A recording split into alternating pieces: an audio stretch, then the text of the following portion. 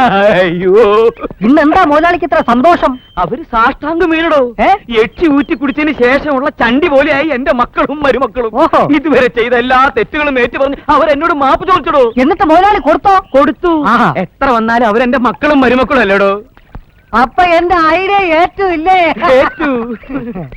ഇത്രയും തന്റെയുള്ള സ്ത്രീകൾ ലോകത്തുണ്ടോ വക്കീലെ? അഭിനയത്തിന് 2 തവണ ആന്ധ്ര ഗവൺമെന്റിന്റെ അവാർഡ് വാങ്ങിച്ച നടിയാ മുതലാളി അവർ ഈ രംഗത്ത് ഉറച്ചു നിന്നിരുന്നെങ്കിൽ ഇന്നത്തെ പല ഉർവശിമാരും എന്നേ ഔട്ടായേന്. എന്നിട്ട് എന്താടോ അവര് പിന്നെ ആ വഴിക്ക് തിരിയാഞ്ഞത്?